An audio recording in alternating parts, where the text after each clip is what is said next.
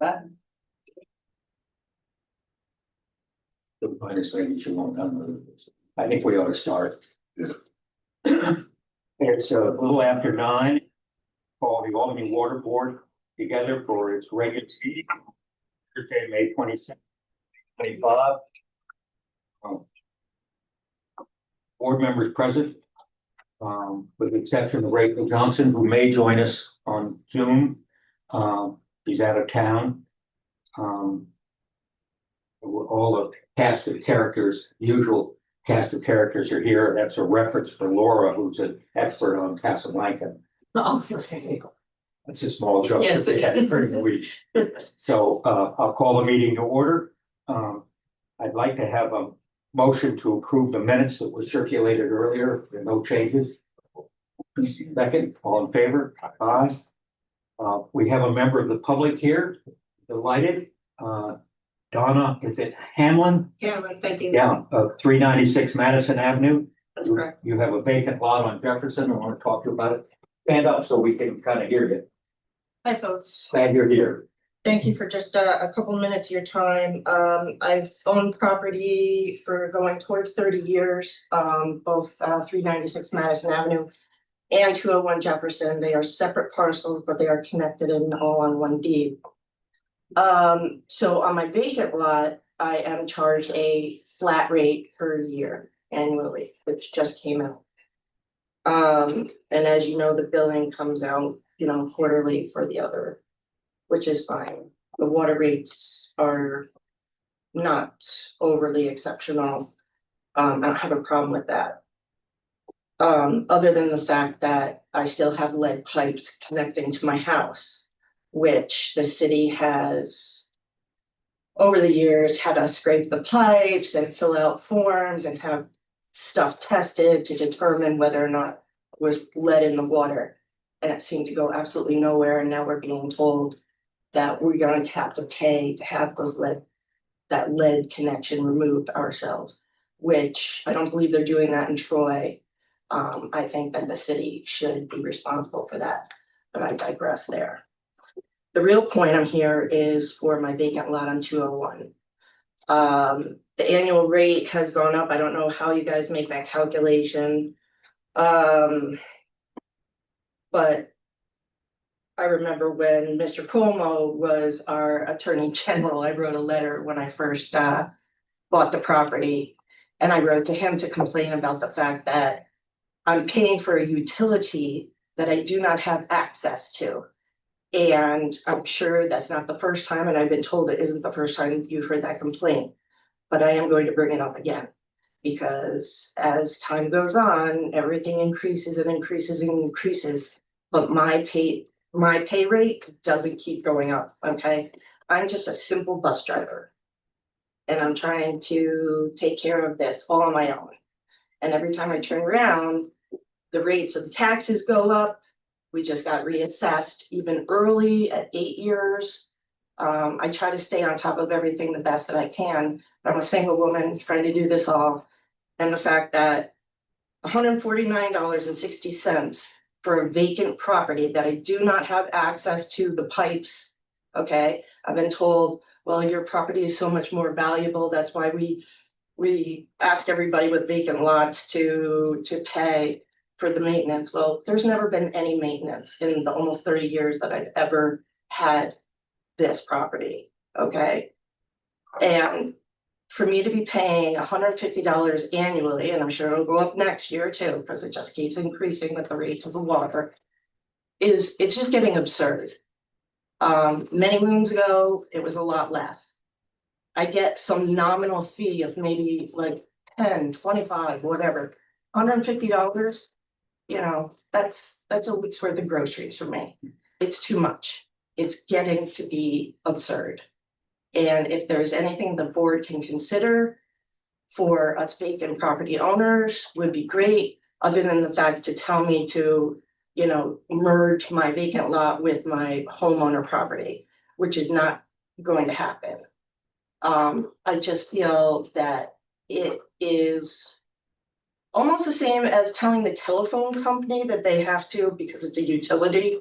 I mean, let's call it what it is. It's not a tax. unless you wanna change the terminology, it's a utility. And I get that it's owned by the city, but it's the same as telling the telephone company that they should be charging me to have the telephone pole in my backyard. Or the lines running to my house, even though I don't have a home telephone. Okay, that's the way I see it. And I know that there's a lot of other very busy people who don't have time to come down here and say this. I certainly have had this problem for almost 30 years, like I said. And this is the first time I've been able to get it together to come down and say something. It's actually easier for me to just show up than it is to write a letter. So with that, I think I've been heard, and I did catch the, by the way, the vacant lot fees charged once per year at $340 per front foot of property, which was not an accurate thing. I was told over the phone that they're working on correcting that, but it's almost like false advertising. So, I'm not gonna make a stink about that. I certainly could, but, I think you're aware of it, but the head shakes. So if y'all would please try to do something and seriously consider getting rid of this vacant lot fee, because it's absurd. And it goes hand in hand with the fact that we have 700 properties sitting out here that are underutilized or not utilized at all, vacant properties. Okay, so if the city really needs that money, let's get those properties up and running and stop charging people like me for some false, fee. Because I have no intention of digging up those lines and never utilizing them. It's a parking lot, period, end. You have a question? I mean, one thing, go back to your first comment about the lead service lines. Yeah. We're offering homeowners $2,000 towards the cost of replacing them. And I'm sure it's a heck of a lot more than $2,000. Probably is. It depends on how far you. I have to borrow, let me just explain this. I'm a single woman. I make, We don't have any control over that. I know. But let me tell you, if I ever want to keep my home, I've got to be careful where I spend my money, right? And I do have a tenant upstairs. So I never bring children into my home. I have to be very careful who I rent to. I would never ever bring a child into a home that has the lead access lines. But I'm telling you, I can't afford that. A $2,000 credit that makes and breaks me. I have to borrow against my home equity loan to pay my taxes every year, sir. It's not easy. No, I'm just a bus driver. I don't make a lot of money. Joe, do you want to make any comment on the? Not at this point. I think a lot of questions were raised that we can address. I just looked at the access. There is water and sewer fronting on Jefferson. There's multiple elements of the lead service replacement program. So we're kind of just in the midst of that right now. At some point, the program is going to be expanded, but right now it's segmented based on available funds that we have, grant money that we receive from the feds. We're trying to align our lead service replacements at no cost to the homeowners that are tied into the street sweeping program.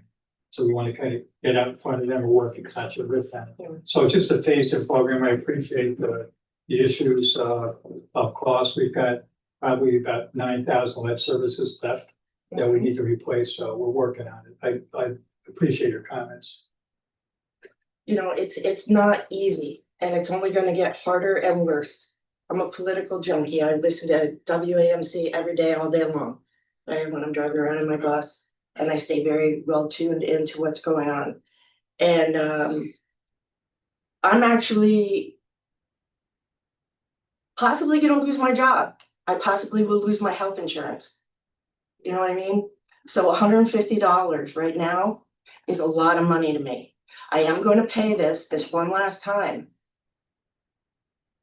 But I'm telling you, I really feel that strongly about it, that it's just getting to be way too much. It's a big ask from the city. It's a big ask for simple people like me.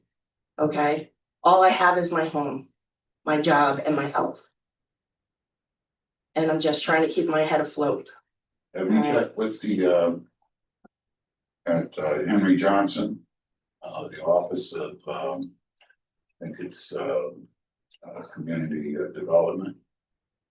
Why would I do that? For what? Well, grants. And also any other information that they might. Usually when I go to check out anything about grants, okay, it's funny how that works. Because the city can come to me as they did about 15 years ago. And somebody comes around to the front, and they say, oh, you've got some crack siding, okay? Next thing I know, I'm getting a code enforcement, right? I have a 3-story building, okay, brick with bay windows. And in order to get that replaced, which they were forcing me to do, the city was forcing me to do that. I had to pay somebody $10,000 to come and do that. Now that was money that I was saving to fix the siding that was literally falling off the back of my house. And it took me 15 years to finally save enough to get that siding. So it isn't like I can snap my fingers and just come up with money to fix things. Have you gone? Or an extra 150. The thing I'm gonna say about those grants is that they're always for people who are just under where I'm at. Or first-time home buyers, or very indigent people. I never make the cut. Okay, I'm one of those people caught in the middle. That's why things like this mean a lot to me. Right. This is a tax. This is not a utility. This is a tax. Have you actually gone on there, speak to someone? So no, I have not. No. I would suggest that you do go there in person, Mhm. Chris, does speak to the, someone. do we still participate in that program that there are water and sewer bills that are lessened and supported by the state? I know that program was in place. I haven't followed it. Is that an element that maybe you could look into? It was in place when I arrived, I can tell you that, but yeah, let me look into that, I'm not sure. That's one, there's a program, the program the state had, they started, I think, during COVID maybe. Yeah, And it was to help folks with their utility bills. Mhm. And I think some of it was depending on eligibility. Yeah, like I said, I read them, sometimes they come up, they're printed on the things that gets into my house. Now, this is different. And when I look those things up, like I said, I'm always just under the cut. We're gonna get some information and see where you're at, and we'll communicate that back to you. And just to clarify, like the tax. In Albany, the water board owns the stuff, so all the utilities, the water and sewer, all the infrastructure is owned by the water board. So we don't tax anything. In other communities, for a vacant parcel, if there was water and sewer in front and available for that parcel ultimately to connect to, there's usually it's an ad valorem tax. And there's no water use, so we just pay a portion of that would be an ad valorem tax. We don't do that, so everything is tied into the rates. I know you've heard it before, but it's a pretty narrow lot. And I'm not sure you could ever really do anything with it from a development, I don't know. But I'm just looking at it's about 22 feet. 22 feet. Yeah, it's 22 feet, so it's, if you adjacent to your lot, if those were combined, you would eliminate that vacant lot charge. And not to be Forever. doing that, I'd have to get another, That's whatever. I And just suggested the options that are Right. available. and if I ever do get so desperate, then I can sell the lot. That's the thing. I would Okay, suggest you uh, take this name, Faye Andrews, Faye Andrews you should speak with her at, at Henry Johnson Boulevard okay, office, because We'll send you that we have your contact information. sure, We'll send it all to you. thank you. Would you like my email? I'll get it for you. there's also a county program for those that exceed limit A what Yeah. program? with the county. Uh-huh, There are grant net monies available to you. uh-huh. So, you need your information, hopefully.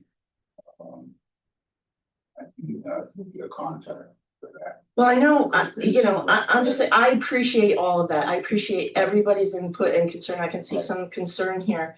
I'm not gonna be the only one who's in this. I just happen to be the only one who can show up right now. Well, the county, as I mentioned, county also has a program, grant program for those that just, exceed the limit. Mhm. So they have a grant program also. I don't know if you're aware of that. Who's your county legislator? Gabriela Romero just got, All right. So it's, what's your neighbor? Susan Beto, No, was she appointed? she's at, I think she's Center Square, Susan Bell. Okay. Doesn't go that, She's I don't know if she goes that far out. But they do have a role, they call it a role program. Mhm. But it's also for city residents, a lot of people don't know that. Yeah. But they do have grant programs for people that just exceed Yeah. that limit. yeah, And, trying to stay on top of all this stuff is like, it's like a full-time job, right, you know what I mean? And when it's just a single person, right, I'm trying to make the dinner, I'm trying to work a 10-hour shift every day, and I come home and I have about 2 hours to myself. You know, to make my dinner, take my shower, take care of my cat, ACAP, by And- ACAP. and clean up in front of my house, you know what How I'm about saying? ACAP? Yeah, ACAP, yeah, no, right on, I think it's, Sheridan. You should check with them also, because they do have grants for people. James, maybe if you could give us that information, we'll capture all of this into an email that we'll send you. I'm looking at that'd be great. this other one. And like I said, I'm not the only person who could utilize this, I'm sure.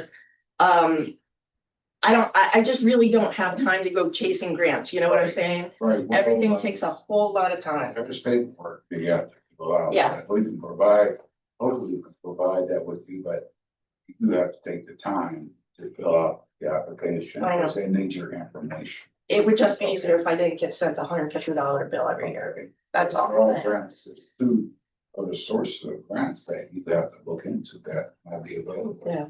You have to check, or you can go online, so hopefully that will get that to you and. I appreciate that, thank you all very much for your time. Thanks for coming.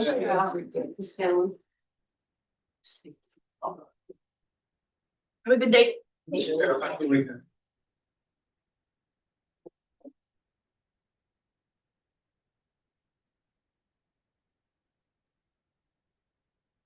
The rate was, I think 2 feet lower than $150. No. I think it's $6 per, when you have water took together, six and change. Yeah. 680, something like that.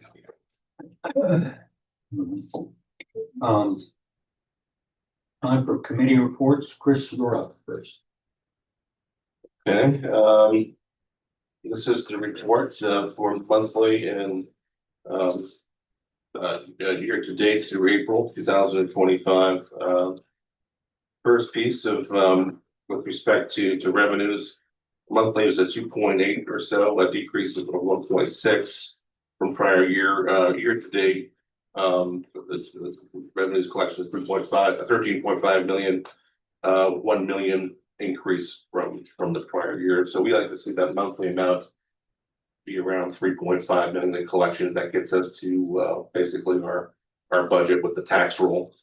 So but that needs to be increased. But year to date, we are, essentially on our pretty close to our projections with respect to our rate increase and other items we've been implementing to enhance that. Popular request, we did break out the miscellaneous revenues and penalties and interest separated to track that as an additional source of revenue. I can tell you that I did not pay my previous bill. I wanted to see actually what this looked like when we got the bill. So you actually get hit with the 5% initial miss, and then you can also get hit with the 1% when it comes out on that bill. I'm not sure if that was, I gotta make sure that was intentional. 5 in the first one. Yeah, 5 in the very first month, and then the same month it was the additional 1. I didn't think that when I first saw that. I thought it was 5, and then it started hitting the 1. Now you get hit with the 5 and the 1, and that was on my bill. So we got to take a look at that. But that was a good exercise for me to make sure how that actually worked. So on behalf of the board, we want to thank you. Yes, I agree. I'm not gonna roll into the tax roll, but I will pay it, but it was a good exercise. So anyways, we separated that out, and I think that's a good idea. We can track that separately from our operating type revenues along with miscellaneous. Our expenditures for the period of 6.2 million and 11.4 million year to date through April. As you can see, it's both an increase on the monthly side and on the year-to-date side. That reflects, I think, what our true run rate is with respect to our expenses. I've been what I would call fully ramped up staff-wise since about February, going into March. So I would expect that the discrepancy to continue when compared to 2024 throughout this year. We just simply were processing the bills as quickly as we are this year with our new efficient team. So but it's a long expectation that it does match with budget.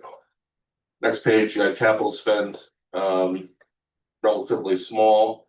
We had some, and it's consistent with prior years as well, before the city to close its books as a light capital spend through March usually, and this lasted sort of through April, just because they have issues closing books and setting up new GLs for not only operating GL accounts, but the CapEx. So there's that has since ramped up, as we've seen and we will see in May. 2 disbursements we received during the month. An EFC loan of $330,000 and $544,000 for EFC grant. The actual versus budget revenues relatively close, $600,000 for revenues in year-to-date, under budget $521,000. Expenditures again under budget for the month $441,000 year-to-date. Fairly high discrepancy, $3.3 million. We have excess, usually conservative budgets normally contained within our contractual services and our salaries that we draw upon as the year goes on. That should decrease as the year goes on. Chris, you were gonna do some adjustments to a budget to try to pick up these sort of seasonal changes rather than straight line. Yes, Is yeah. that gonna wait till next year? It's sort of, yeah, we're still kind of working on that, frankly. You know, at least there's value in this that we know that 3.3 million. Very often when we go through these audits at City Hall, we have to move budget things around, and then we have this access to kind of play with, Yeah. if you will. So, but yeah, we're going to be refining that. I think it's going to help also with our forecasting, which we've meant to put in to present for June. Once we have kind of a more robust look what's going on for the next 6 months, we can budget accordingly. So we're going to try and tie that together for the middle part of the year, but we will. But the good news is you'd rather be have room under your budget than be over. So with this 3.3 million that we have room with, which we as I said, we distribute amongst our different DLs when we have to during the month. Age receivables about $2.5 million. That's generally typical. We probably need to do a little better job, I think, chasing some of our older accounts that have just gotten kind of consistently out there that pay, that people chase us if we're anywhere near 60 days. We sort of allow it a little bit, 69, particularly with gas, particularly with our hospitals and things of that nature, just to help our cash flow. But at least it's relatively consistent, and even our poor performers are relatively consistent, and we eventually do get it. But that's something we're definitely looking into. Our revolving line of credit, I was going to talk a little bit about that after we get through sort of the basics, but that's still $2 million at Bank of America. I'll talk about that after we're done. And then our interest paid to date, we broke. I think this is a new thing as well. We're breaking that out between our letter of credit and our bond debt. So letter of credit again at $2 million, and this works out to about 8,000. The debt service on that is about 8,000 or so per month, which again we'll address after this. Next page is just our general what we call our sort of our operating revenues and operating expenses. So similar to what I just described there, and just comparing year to date and then month to date. We're fairly, we're significantly lower on our debt issuance costs, debt service costs going through 2024. That's going to ramp up again as things. We know the 2 notes have gone long term, but in 2025, that debt service is going to start ramping that up again, and certain note payments. So you should see that start to start to even out, but I've essentially described already kind of what's on paper here. Next page. Just again, as a breakout of our various revenues. As I've already described, and sort of just our breakout of our miscellaneous, which good news is we've been our attorneys have threatened Huck Finn enough where they've been paying on time. So we've got our rents are coming in. They even sent in the on a time basis, so we appreciate that. Everything else is, you know, relatively consistent, and then again, this other that was affected by a reimbursement deal for one of our developments there. So next page, going through year to date, this is just again just a schedule you're all familiar with. Our breakdown by department of our costs. Again, you can see that just at the very bottom for the $3.3 million budget surplus, if you will, the sort of what we work with. And if you look at it back individually, you'll see that the contracts and other expenses related to purification, mostly T&D, we're higher above that. And again, we draw down on that and mix it up over the course of the year. And you just sort of see that equalize a little better there. But overall, like I mentioned before, this is how our expenses are running. This is kind of a real look at what this problem should be, as opposed to what it was in 24 when we weren't again didn't have the bandwidth to process a lot of our expenses. So that is pretty consistent. But again, overall, as well, it's higher, but we're significantly more higher in revenue. So it's matched up percentage wise, and it's the trajectory that we want to see. Next page. Again, this is our sort of I like to call lifetime, not totally lifetime, but capital expenditure page through 2025, going back to 1995. And again, we're really only starting to see that CapEx activity take off around March and going into April of this year.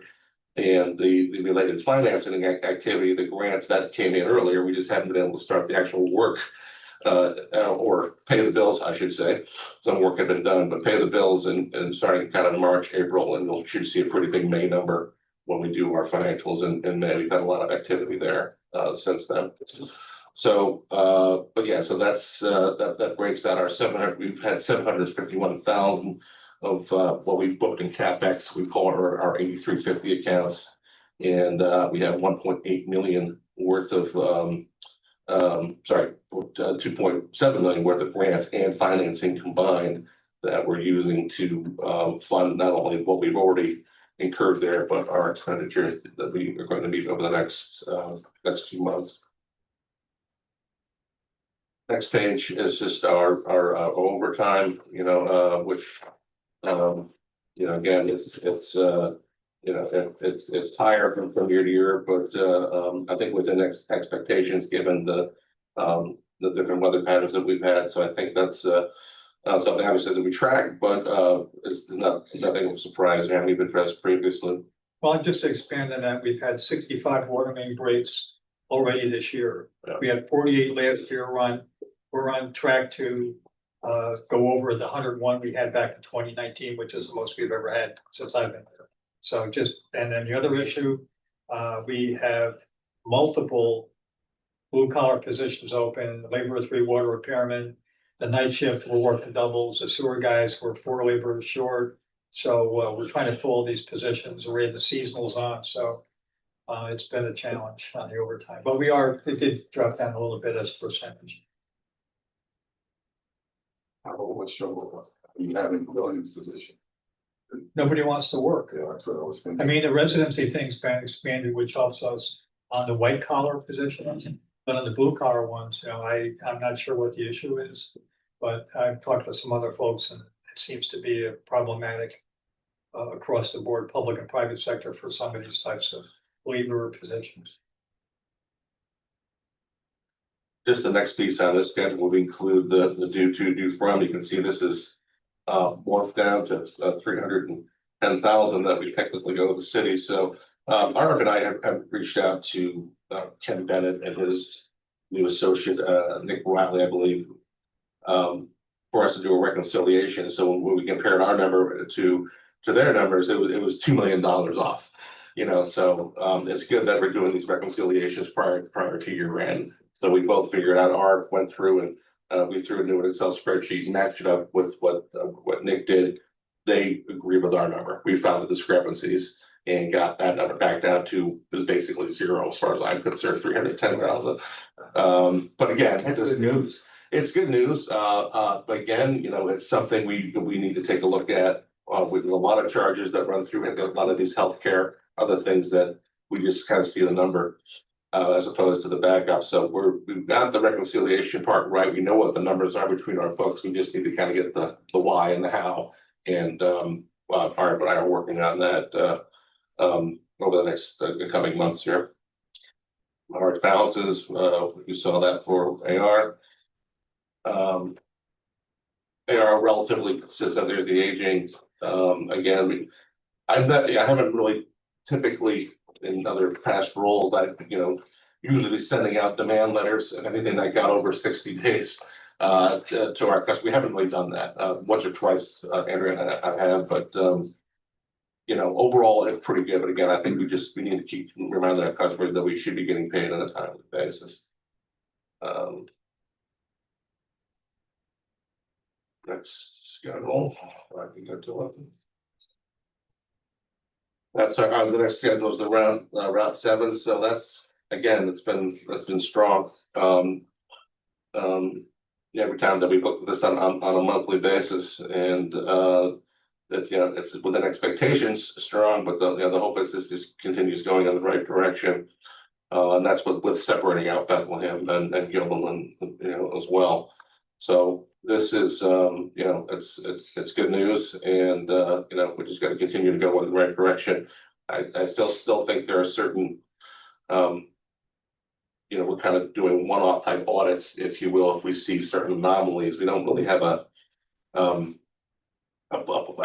put-in procedure cycle in place to kind of do that, and that's what we're looking at that a little more. But my view is, we'll at some point, almost like an actual inventory in a warehouse. I think we need the inventory of these meters that are out at each and every individual customers. Certainly on our Route 7s, on our big ones. So we're all aware of this, but we're discussing that as well. Chris, With good news. With Albany Med, it was overbilled and they got a credit. Is that it? That was yeah. We did an adjustment. We did an adjustment. That was the catch up. It was from last year. Yeah. So It's probably going to show lower this year than last year. We found a couple meters last year that made it bigger number to get adjustment. I think that's been what so on a recurring basis, if this is 4 months, the future for Albany Med will be closer to 50 or 60. And the year before the year to date was 283. I had the same question, so it needs to get looked at. Okay. Yeah, let's take it was a fairly large adjustment that was done that we took out. But yeah, let me take a look at it. Yeah, this goes Seems a little low. into your point, Bill, about are we looking at these larger clients on a monthly basis to ground truth the billing? Right. And we're not doing it, and we need to do it. So I'll talk about that later on in my organizational chart. And we try to have all of our Route 7 on cellular reads. And the problems with Albany Med is with their locations in their sub basements. We end up having manual reads. So then if we have this problem between getting the manual read and then getting them into customer service to make up the bill, if you can make a mistake in transpose numbers or something. We had a large overbill last year, and where that accounting goes in terms of the cash. Yeah, I think that's what's driving the small number there. That it should catch up to its real run rate, but Well, we need to look we'll get into back, it, we'll look into it. because we have meters here that weren't read for years either, that were built based. We had news from the addition that we had a bill year before that we had to do a catch up. We have a process problem that we do address. But yeah, facilities engineer at Albany Med's been real good, too, with their water thing, it's so.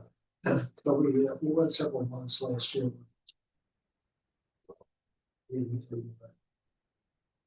Review and get manual reads and make sure people get into the sub basement because there's a lot of security and all that.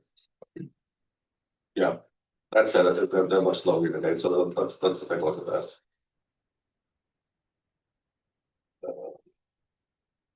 Next page, that's just our kind of breakout of how we're the month to month on the due friendly. We said again, it's in debt. Owing to the city of $310,000, so that's pretty good. And then the next page is our residential routes, through April through Route 4. So that's a again, a pretty strong month for April of almost 7% increase, which is generally what we were is within expectations there. So that's but that's the overall monthly year-to-date financial review. We had a couple of items here, so I'd like to mention the independent audit. So the auditors are coming in next Thursday and Friday. So Art and I have been working on providing them the schedules that we need. We got more things we need to provide them, but things seem to be on track. So that they were only out here for a day last year. They booked it for 2. So that's what we're doing. We know real issues there. I don't think we're not going to have anywhere sort of near the production issues or hopefully write-off issues that we had in the prior year. So that's a good thing. So things are on track there, and so that's good news. But Art and I have a pretty busy few days today and in the next week. And the auditors will likely be here in June to present it. We haven't booked that yet, but that's the goal. Target. Yeah, the target is June. Yeah. Audit committee meeting scheduled each year. Yeah, that's the target. Which we're all reactive. There shouldn't be a problem with that as far as I can tell at this point. Next piece, another piece of good news, the Paris has been filed through 2023. That was the backlog that I sort of inherited, and the majority of it was filed, except for a couple of items that I could not get past their board there, which that has been finalized. So we're up to 2024 again now. So that is meant to we're starting to put files into that as well. We're putting the budget in. We're working on that. Now we have to have our own. To actually have that completed, we need our own audited financials for 2024. So we're almost guaranteed to be late on that because we don't have that. But nevertheless, we've been working on the other items, budget, the staffing piece of that, and some of the other just sort of corporate governance admin things. And once we have our financials are audited, we can roll it out and we should be caught up. Parents will no longer be any backlog or any issue. So I think we'll try to, as I've been going through it now that I've learned it, I hand it on to people who are maybe a little more proficient Excel-wise to put some actual process and make this an easier process, so it's not 4 months of inputting information in New World into this Paris system, which speaks its own kind of language. So hopefully, again, like everything, it'll be easier going forward. So I believe that. Oh, sorry. Yeah, line of credit. So obviously we've been looking at, even before this, going back probably about 6 months, I've been putting out to M&T that we would at some point like to transfer our existing line of credit from Bank of America to M&T. It just makes sense. We really, from a speed standpoint, we really would want a line of credit attached to our operating account just in case something happened. I think if there were an emergency, it would take us a little bit to get our money out of Bank of America. So overall, it's just something I wanted to do. Makes sense. We've ultimately did get a term sheet on this. And which we got last week. I did not think it was exceptionally great for us. The terms of it were yeah, I thought would be a little more favorable, and they're not as good as Bank of America's, which is great what we have currently. So Bill and I, Bill Conn, we're looking at it, and I did kick it back. They had an unused line fee, which is usually the first thing. When I look at that, we're not going to do it. So kick it back. That's not for people like us. So that was the first thing, but they also had us the other thing, they had us at a taxable rate as well, which leads me to believe they're not putting the attention to this that they really should be, and kind of brings us back to some other items. But we're still, we're going to go through. We'll push back with our comments, see what they come back with. And if it's something that's acceptable, it'd be better to have our existing bank to have our line of credit with that, and we'll have to pull whatever levers we can to, I think, kind of make that happen. So we're working on it. Is the point. The Bank of America line of credit expires at the end of June. If worst comes to worst, we can't extend that. It's not a deal breaker. But again, yeah, we've been sitting on this for a year. I'd like to get this done and get that moved, and we'll work on that. You don't need any action from the board to make the change, do you? Good question. That's who Yeah. the Yes. that's who the finance authority. Okay, Yeah, and they're meeting in June. the June meeting, the 26th. 26th. The 26th, that meeting, so before the expiration Okay. of the line of credit, so. If there's any other questions, turn it back to the. Good. Thanks, Yes. thanks, Arpa. Yeah. All right, Bill Conn. Let me, I guess, start with the late payment penalties. I think most everyone will remember that during COVID, all the late payment penalties were suspended. And they were never what I think of as officially kind of restarted until recently. And my suggestion is simply that the board have a resolution that documents that we're back in the late payment business. And those that don't pay timely get assessed a penalty. First, I'll first just describe what the penalties are. If a customer does not pay within 30 days when an invoice dated, there's a 5% penalty. There's always been some flexibility on that because if there's a late mailing,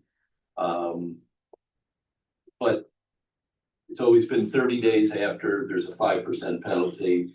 And then thereafter, every month is an additional 1%. Right. So if you pick the right month not to pay, it would be 11 times 1 plus 5. But in that is also, if you pass over November, that's when the rollover occurs. And all taxable customers are going to pay an additional 5% to get into the rollover. So for example, my favorite one is Twin Towers with 99 Washington Avenue. They don't seem to ever pay timely, and they end up usually in the rollover, although last year they did not end up in the rollover. But that would be a 5%, and then that effectively comes back as a credit from the city. So we finally get paid for all that. If it's a non-taxable property, we don't do that. That fair to say? Yeah, that's right. Your independent study suggested that really that first 5 is 6. Yeah. And I question whether that's what we really want. That's in the rate schedule. Well, I thought it's the next one. Yeah, it reads like. The monthly charge. 1% is a finance charge, the penalty is 5%. So the first time you're getting the finance charge and a penalty, after that, you're just getting the finance charge. Yeah, like I made the assumptions without, no, it kind of seemed natural, it wouldn't be at the same time, but that's not what it says. That's what it printed It says, yeah, originally. it says, and this supports that, so Then we're doing it right. then I think if the board is comfortable with that arrangement, which has existed for years, that it be in a resolution, and that's what we do. But when you adopt a rate schedule, isn't that incorporated by reference, or do you think it should be a separate resolution? Because I mean, we adopt the rate schedule I defer, and it's published. I defer to Yeah. the board. Does this actually, the rate schedule goes, Public. okay, We actually publish it in paper Times Union. in the Times Union. and it actually has the late payment number? Yeah, All This it's whole on your thing is feet. probably the same That's thing at as the bottom. published. Okay. The next Okay. one.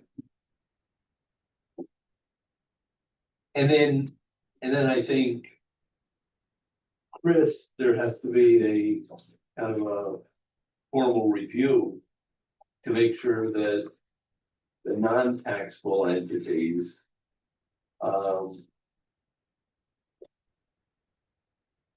well, for example, the state is not going to pay the 1%.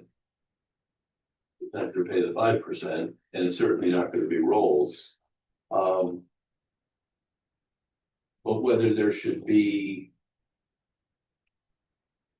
entities kind of carved out that are not going to be assessed. I'm not sure what the easy answer on that. I mean, I think clearly, we, not-for-profits who are not paying taxes, or religious organizations, whatever. I think we should code them differently so that we know what should be rolled and what's subject to the interest rate and the late fee. Yeah, my initial view, they should be held to the same standard, you know, from our standpoint, it's still the, you know, where this is ratepayers' money, we're paying our cash. But Well, and that's a wonderful option, and You know. then what would happen is if they contacted you and said, we're not gonna pay that, they get a credit. Or we turn the water off. But I that's not gonna happen. didn't say that. But how does the city, since they're not taxable, how does the city recover other fees to these institutions that aren't paid? There's other fees that the city has that they roll. Like if for code violations and stuff like that, that's not a tax, but they're fees. Do they get rolled? Question. I thought they did, I but. thought they did too, yeah, because there's small amounts, there's very small amounts that do get rolled. Yeah, but again, the Just principle being there, offset, yeah. it's not a tax, it's a fee. Right. They would have to get rolled. There's something would have to happen. They got assessed a penalty, so that's the money has to come somewhere. Yeah, well, I think it is something we need to look at, I mean- Bill's point. Sometimes what happens is you get a judgment and then you get to attach it to the property that was the offender. Yeah, So it's so you're not- leaning it. And you're leaning it, You can't let it stay. right? So, well, we can look into that. Should we rework the sheet? Change some of the wording? I think going forward, we can change the wording on that 1%. I guess I understand it better now. I'm not sure we want to change it mid-year. No, we think because we ought to, because we vote on this in the fall Right. and it goes public. But again, you're differentiating a penalty from a finance charge. Right. Okay. So we can work with Laura a little bit on Yeah, what we can and can't talk about some of these outline. parcels, if you can, Laura. Yeah, absolutely. Bill, you had some other things. I did. I just wanted to take a couple minutes to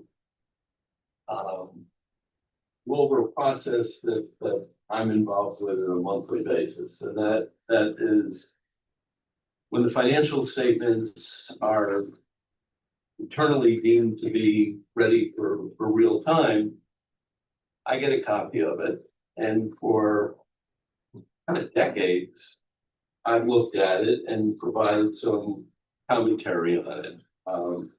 I mean, it could be egregiously bad stuff, but usually it's, you know, why is this, why is that, analytical type things. And numbers that just don't make sense, and some trends or whatever. Anyways, I wanted to just note that this past month, the month of April, I looked at it a few times and I was just, I couldn't come up with stuff. And I'd like to just credit someone. I mean, Chris is in charge of finance, and he had the smarts to hire Arpel, and who is responsible for putting together the financials every month. And it's just a great job. And Second day. and Yeah. and when I write back a little note, a little commentary on what my issues are, all before the meeting takes place. It is impressive that within a day, whatever I write about is returned and it's corrected. And really pretty special. And in an environment where you can have good financial information and you can make decisions based on that financial information, it makes a world of difference. So, well done. More to come. This is. I've known him for 11 years. He doesn't make compliments very often, so. We usually make a few intentional ones so Joe can catch them, but That's my cognitive. no, thank you. Appreciate the kind words. There's no question that when RF came in to help with the audit last year, it would not have gotten done were he not here. Except that there's no question about it. So when we had to lose him for various reasons, I made sure he was on my speed dial to get him back, and that was I've done a lot of non-smart things here. That's the smartest one I've done without trouble. So he gets the lion's share of the credit for this, and as well he should.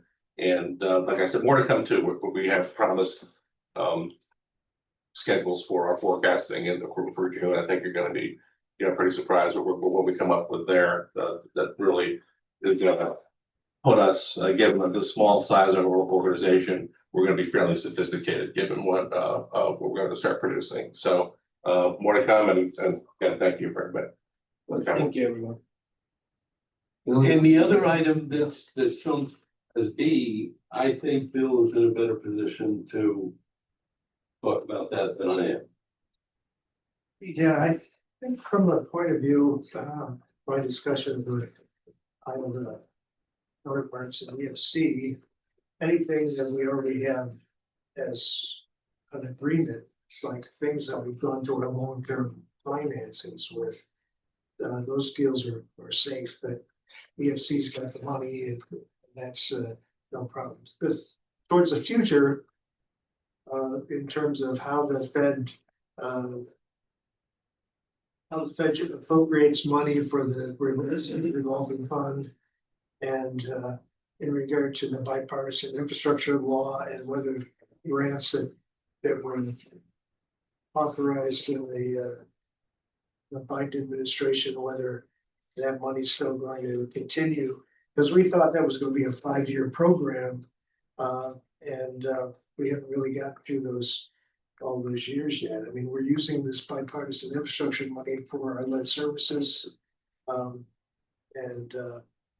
we've got that stuff under agreement for the short-term financing, and we have it as 0% interest on the as supposedly for the the long term. Actually, the way it worked with the lead services agreement we have right now, the federal part is all grant, and the finance part, the state is gonna give us a grant for. So that financing and that money looks good, but we're intending to put in for another $15 million of lead services.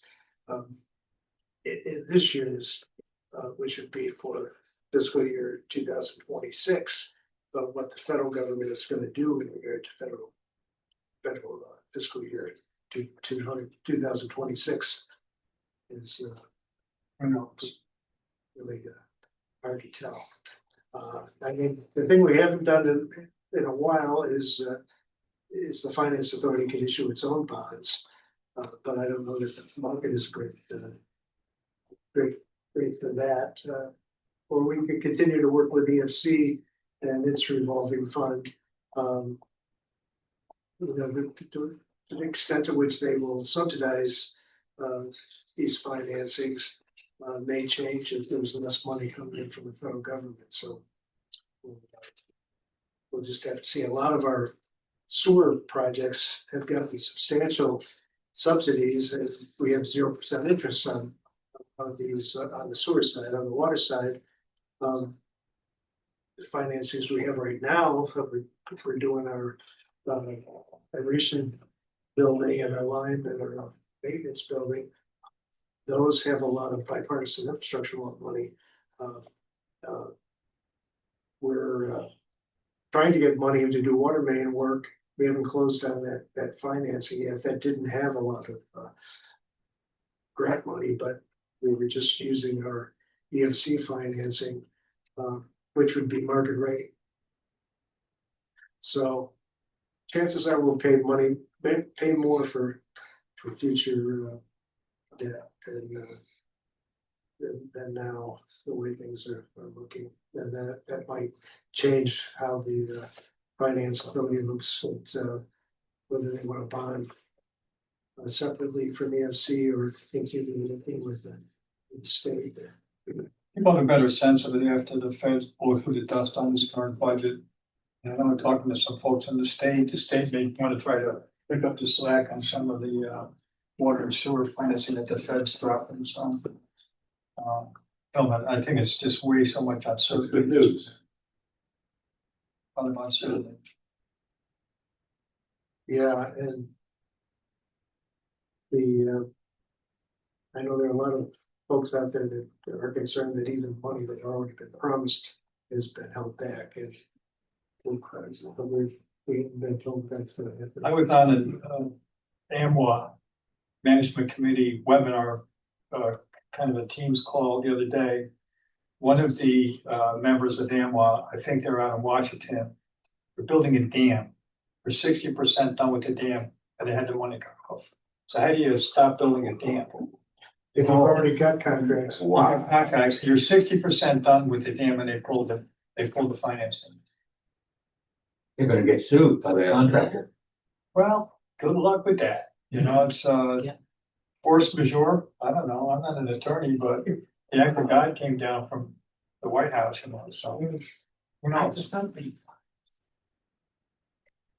It was incredulous when that whole discussion was. Can you call up the Excel KPI and the PowerPoint? So I want to say one thing before you start. Karen told me that city and department employees, I don't know any of the details, voted that Joe was a big thinker. I wanted the board to know that. Big thinker. Yeah, he was also voted most likely to survive the zombie apocalypse. And the other thing is, the other person we can compliment is Arif was voted the person with the best smile. Oh, yeah, that's right, that's Right, right. And one of the things about why we have these great financial reports, how many steps you got today? 838. 2196. So what we've done, He Karen walks around the parking lot out there. Karen has challenged the reef on the steps thing, so we have these little contests. So I'm pretty well convinced that the outcome of this exercise is providing more oxygen to Reed's brain, which has improved the quality of the finance. Just, it's done a great job. You're a great addition to the team. We're thrilled to have you on board. I'm looking at, this one. So I just want to, scroll down a little bit.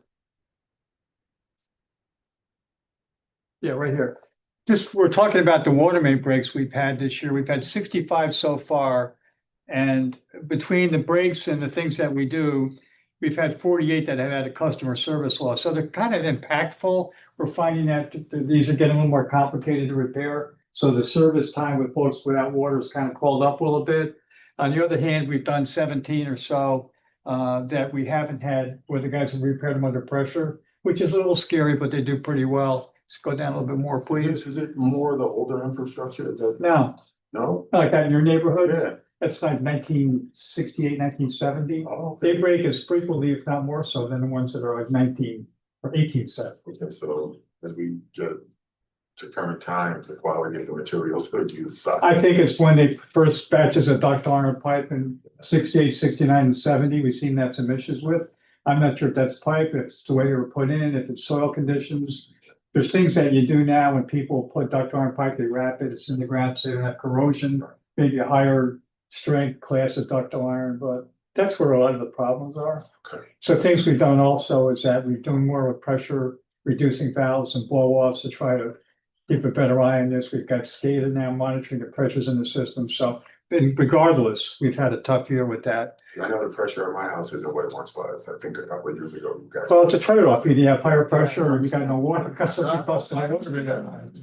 So the other thing we were talking before about overtime, you see this number usually comes down towards the end of the year. I'm surprised it's as high as it is this year so far, but again, it's the main breaks. And just kind of scroll down a little bit more. Actually, I'm going to talk about this on another component. What else do we have on? Let's do the PowerPoint one. So this is a thing I do. Can you just do the slideshow? This is a thing we do for the mayor. Usually it's the second Thursday of every month. So I'm always a little late, but now with the financials coming quicker, I can almost have this updated in real time. So these are things that we're going to talk about at the staff meeting. The mayor's getting to this time of the year. We want to get a sense of, hey, where are we? 221 days left before the end of the year or something like that, but who's counting? So just, we'll point out to you guys that the construction, Lincoln Park Learning Garden, we had a pre-construction conference yesterday. And it looks like they're ready to get going. We're probably won't start for another 3 weeks. There's a little bit of a delivery time on the classroom building coming up. The substantial completion date is October. And so, we'll be in good shape by the end of the fall. The fluoridation project, we had a pre-bid meeting. The bids are due June 6th. The goal is to get that done by the end of the year. Boy, I don't have any hair. That's not good. We're hiring, I hope, a project manager. We did interview. Did she accept? We don't know yet. I haven't heard the exception. Okay, so we did make an offer to a candidate for an engineering project manager. It's got pretty good experience. Kind of on a little bit of a different approach than she has a geology background as well, which is a little different than we've had before. And I think we reported that we hired a junior engineer, recent graduate of SUNY Albany. I was hoping we'd have a presentation on some of this organizational stuff. We're not ready yet. Jyoti Giavine's working on with some of our senior people. We hope to have that in June. That's part of our leadership transition and how we're going to be looking at planning activities moving forward. Instead of maybe the one-page plan, maybe there's a different mechanism. Next one. I'm not going to talk about this too much. This really shows what we're looking at is the water that we produce and the water that is going to the city compared to pre-COVID, which is kind of back here. So I'm not sure, we had COVID, then we don't have the full-time purchase agreements with Bethlehem and Guilderland. So this is a new normal. If this is a new normal, I kind of like where we're at. If you look at the next slide, keep going. Because this is our revenue one. And I think when you go back and look at where we were, we've had some rate increases here. So I think what we're seeing now is the impact that Bill was talking about before about baking in the cake, these rate increases that, they get to be legacied in and they build on each other. So both organic water use and the rate increases are providing a healthy revenue for us at this point. We hope it continues. Next one. This is a slide that the mayor's asked, the one that we normally have was an engineering slide, as she called it. She wanted to be simplified. So we want to look at the last 3 years, the number of lead services that we put in, each month. And this is what we hand up for the whole year these past years. You can see this year, we've already got 162 services in. We did 101 last month. So by doing our lead services with our own crews that we have been doing, and then having these lead services not tied into the city's paving contracts, we're really kicking it. So we're getting a lot done. We had the media event last week up on Tryon Court that got picked up by some of the TV stations. That again was, talking about the 12 million bucks that we had for lead service replacements. So we think that 100 number is going to sustain a little bit. And Bill will probably talk about this in the context of an administrative order later on. Next one. Oh, again, back up a second, Karen. Again, this is, the number of the grants issued by the board. Thank you. And the community thanks you for that commitment. Next one. I wanted to point, the only reason I brought this one up is that, this used to be our leak detection. We put the monitors out at night, the acoustic monitors. We come back and we read them at the end of the month. So when you look at what we've done year to date, we've tested 100 blocks. So it's about 78,000 feet of pipe that's been tested. Detected 6 leaks. Remember when Mike talked about these hydrant sensors? So right now we've got 204 of those on. We're going to be getting more in June. And so the system under surveillance is now 107,000 feet. So that's 50 plus miles. We've already detected 18 leaks. Very efficient, highly efficient use of that equipment. And our goal again is to deploy that type of detection citywide. Let's go to the next one. It's a report. I don't know if Sarah wants to mention anything about this. We've had more incident reports this year than last. But again, the medical treatment's high, but the lost time ones and the lost work days are balanced out. So it's the severity of the injuries. So we're still looking with capital safety, doing a dive into what are causing some of these injuries. Can they be prevented? A lot of it is just like, really? But next, I better stop. So we're going to post this at some point to try to get a handle on, folks. When's the last time we had a lost time injury? How many days have we gone? The lab, we go back so far, we don't even have a record of when the last time somebody got hurt. Usually it's broken glass, stick a pipette in your finger and bleed a little bit. Having spoken from personal experience, that's a typical injury in the lab. So we're going to update this monthly is the goal, and we're going to post it. We're going to put it on the slides, and we're going to put it near the time clocks. Hopefully, this in itself will raise awareness about the importance of trying to work safely and not get hurt, because nobody wants to be the low number, on that. So we'll go through that. That's just see quick fix. These are just some of the things we are looking at. This project's been awarded. They're going to start in June. The Tide Gate project has got some work left to do. We're getting your completion on that. That's the one that's down near the U-Haul. Next one. These are just the various lead service line projects, which are in your packet of stuff to look through. Contract 2 has just, I think, been awarded, and Manning Boulevard's going to start in July. So there'll be a lot of activity going on. And again, that lead service number, we're part of every one of these projects. That number that we see every month is going to go up. We talked about fluoridation. Oh, that's good. We're good. Okay, that's good. And then this is just Steve's slide, which he's going to talk to later. So we'll kick this one off now for, what else do I have on this? Can we show the org chart? Yes. So one of the things is maybe slide it a little bit, make it a little bit smaller. There you go. One of the things that we're trying to do is really, Mike's going to be Mike Rudy going to retire next year. How do we look at we're structured from a civil service, operational, organizational perspective? And we really got, kind of the left-hand side of this is Chris's stuff. Can you maybe scroll up a little bit? Or can we kill this? The top?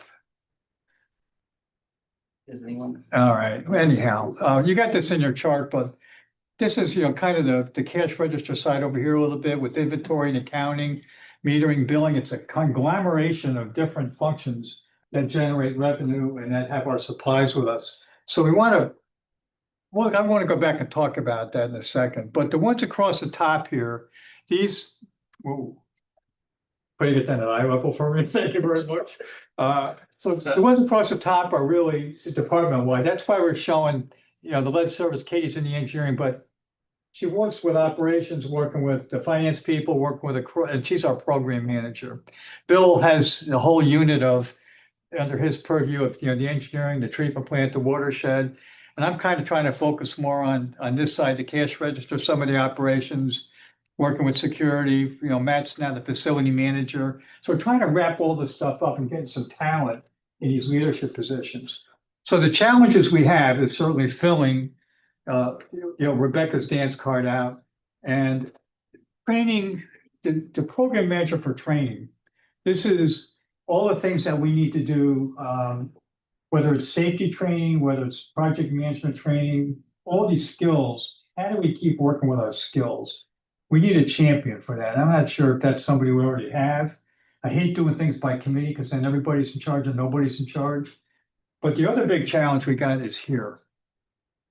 So this technology integration, what does that mean? Well, we talked before about, we've got utility cloud, we've got Springbrook, we've got this here and that, and none of them talk to each other.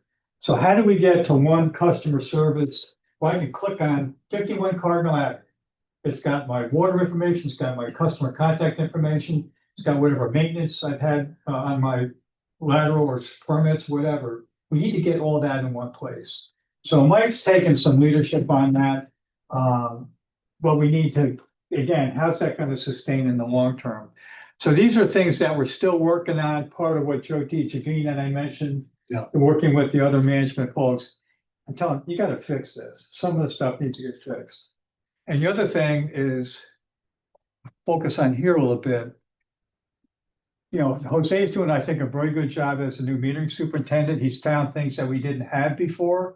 He's working very closely with Bill and Andrea on, making sure that the meters that are out there are being read. They're being read correctly and the information's getting exported to Springbrook.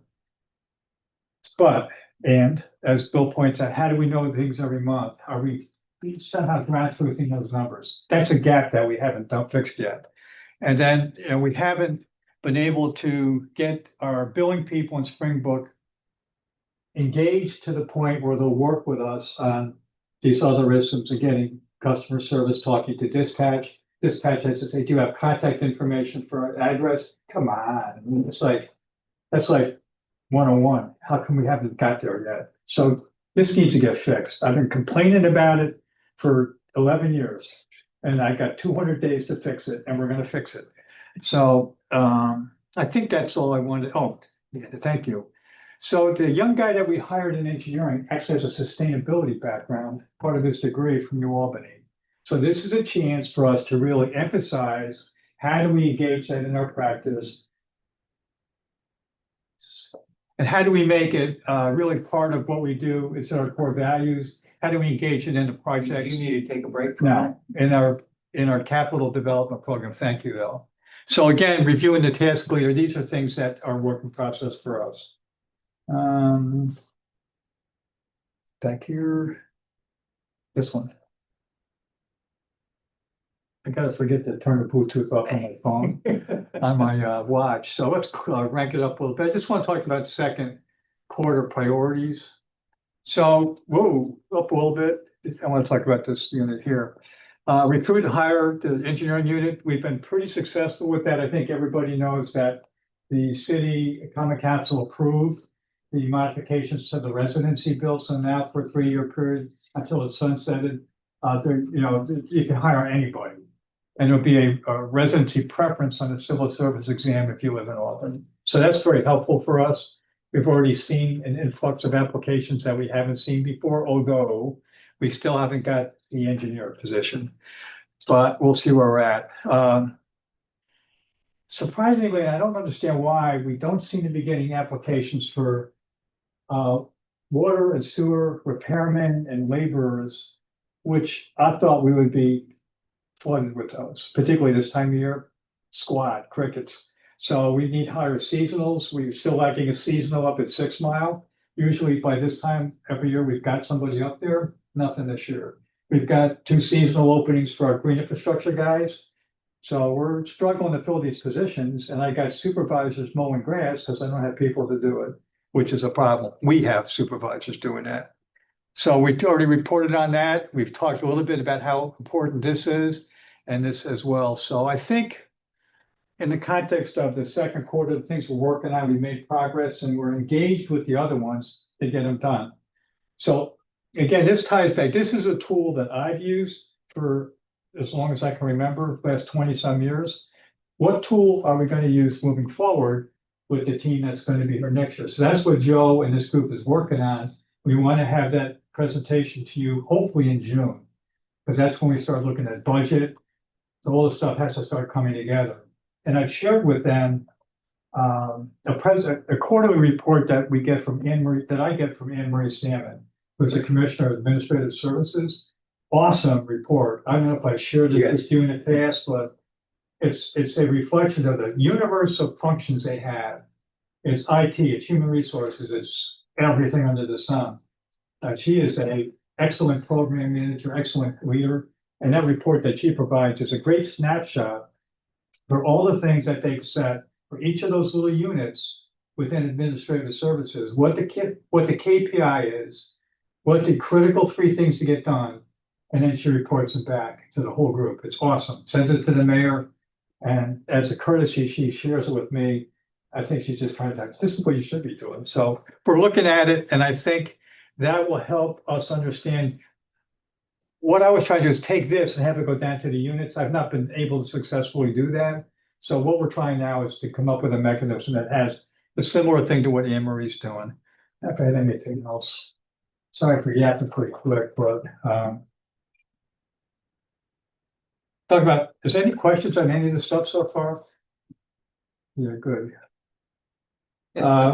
Modifications to the art hydrant policy, is that up someplace? Yeah, we've got a resolution. You've seen that, we're gonna talk about resolution on this. We get a lot of inquiries from people that have vacant lots. And they want to put a garden in that lot for their neighbors or community. And how do we do that? If the city doesn't own the property, if the city owns it, we put a yard hydrant in, we fix them. If you're a 501c3, that's the policy that we had where not only do we do it, if that's your intent, but we suspend the billing. So what we're asking here is when people have a vacant lot and their intention is to have it for a neighborhood garden, public purpose, and they're already paying a vacant lot charge on it anyhow. So what we're suggesting is we would add that where the water department would furnish and install a yard hydrant. They would be billed for the water use. The vacant lot charge goes away and everybody's happy. So I didn't see any downside in this right away, but I wanted to put it out there for the board to see if that's something that they'd be interested in, a modification. Maybe that lady this morning. I was just thinking about that. I was just thinking about that. What's that? Maybe the way you talked to us this morning. Lady with a parking lot. Have a garden. She parks a car there. That's it. I looked at it, and I was looking at the GIS, it'd be a perfect candidate to merge the lots. Absolutely, it's so simple. It costs money to do that. You know, you have to pay a surveyor or an engineer to do a subdivision application. I wonder if we could talk to some surveyors about some pro bono work for some of these cases. They probably would do it if we paid them for the work that they already did for us. We paid ultimately. It's something to think about. There's a lot of movement going on there. I do want to get all the recommendations, James, that you sent these other agencies. I want to look into that rehab program if it's still active, Chris, and we'll get back to her. I'll have a more of a one-on-one conversation with her about some things that we can work on. I think we can help a little bit here. You know, I used to run a bus company. I assumed from what she said, she's driving a school bus. Because Capital District Transit Authority pays big salaries to bus drivers. Yeah, don't know. So it's, Is there any questions on this policy issue? PFAS class action lawsuit. Or you you start picking up this with Chris check on this? So this is, this came about, I don't know, a couple, 3 years ago, 3M. Yeah, I think it's a $10 billion to $12.5 billion fund that's been established for settlement of some of these PFAS issues. Started with Hoosick Falls, You know, they had a real problem, I forget even how long ago that was. Yeah. But so when that first came up, we actually went out, we sampled the Alcove Reservoir, our raw water source. And we had no detection, really not detected limit of PFAS. So this gets to kind of a funny thing about what detection means, because your instruments can detect, what they call a reliable practical quantification limit, minimum detection level of really some small number of parts per trillion, all right? So labs normally report no detect if their reading is less than that, whatever.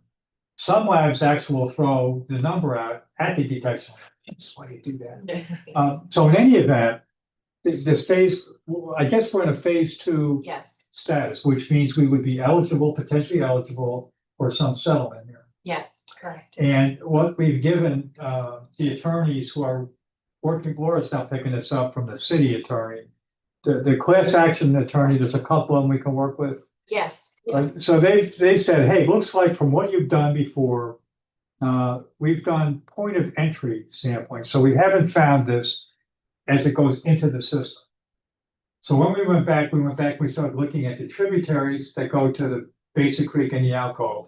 And we took a sample last year and we found there was some measurable amount of PFAS in 2024, but we didn't really find any measurable amount in 2023, which allows us then to be eligible. Exactly right. Yeah, okay. Yes, exactly right. That's scary, didn't understand that. Yeah, no, that's exactly right. So we confirmed that we are a phase 2 claimant under what is defined in the settlement agreement with it's both 3M and DuPont.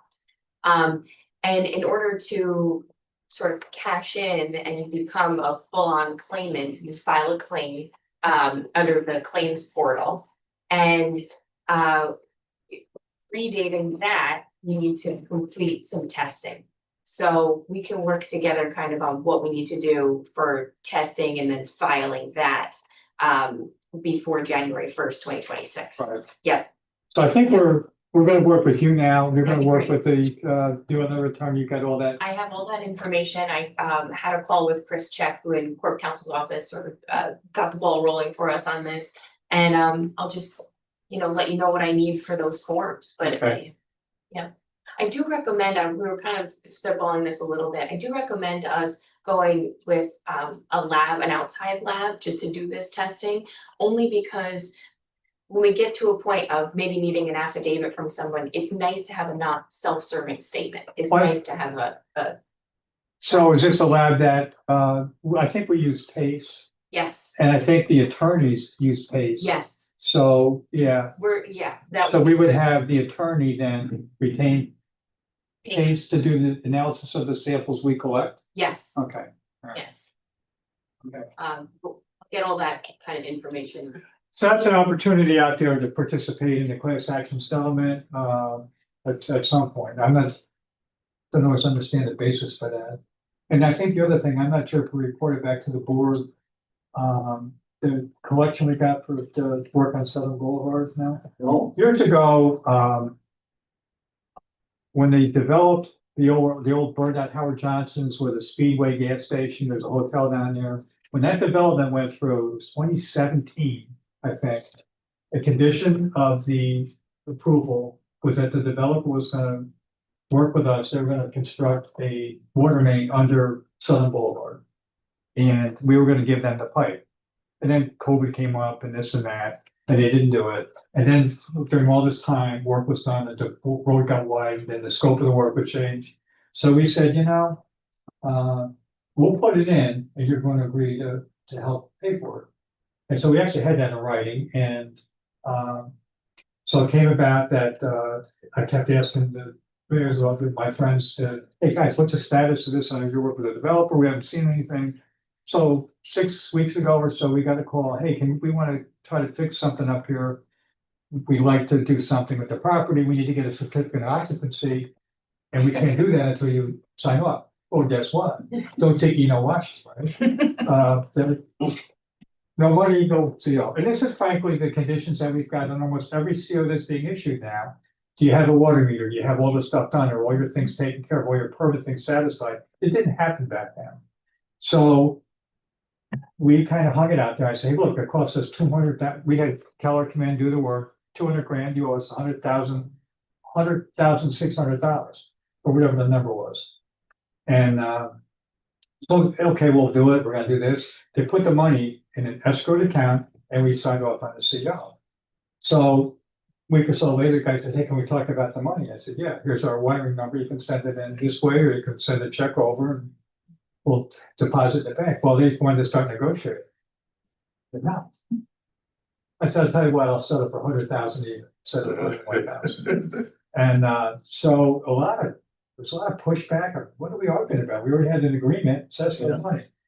So they cut the money, they paid the $100,000. Turned out I read an article in the paper 2 days later, they were selling the property for 4.3 million. Yeah. So it was the gas stations. So I think again, so the takeaway here is that we can't let our good intentions take over. You know, we got a deal. This was a condition of approving the project. Gotta Right. stick to it. You know, I think frankly, we got lucky here. But the tightened conditions we have now with how COs get approved and signed off by the departments have helped that. But as a department, we just need to be firm, right? That's the same thing with the IDA in the city of Albany. We give these tax abatements to companies that come in with those Yeah, projects, look at 1211, right? Yeah, 1211. Western Avenue. Oh, Yeah. yeah. And then what happens is, you know, you give them this abatement and, you know, depending on what type you give them, then. The you know, they jobs sell- are created or You whatever. know, it happens, but then they sell the properties, Yeah. 2 years later for $2-3 million more than what, they built it for. And that's a profit that goes in the pocket. And then you say, well, why do you need the tax abatement? And then they pass that on to the buyer. So, Is this a great country or what? Any questions on any of the voluminous amount of material that I shared with you? I want to thank you for the article you sent about the cost of a main break, the national average, Yeah, we participated for that. Some of, $10,000 a break. well, it Yeah. depends. Some of the breaks we have are not, but you get the monster break that costs you $107,000. But when you just look at the chart, we have a chart that shows all the main breaks from 2016 to the present. We'll throw that in the pile next time. And like I said, 2019, we had 101. This year we've got 65 already, and we're working on 2 or 3. By finding these other leaks and stuff, the leaks are not leaks, they're main breaks. The water's going into the sewer. We just don't see it coming to the surface. But we know where all that 35% of unmetered water goes at this point. So at this point, I'm going to yield the floor to my distinguished colleague from next door, Mr. Simcoe. Well, I think he said just about everything.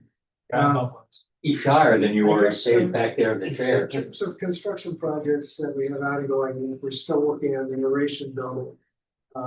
So actually this year we've got our aeration not in operation, because they're repairing the masonry of the building, they're coating and they're replacing the ventilation. So we're bypassing aeration, but we wanted that project to get done before we get into warm weather and are concerned more about taste and odors.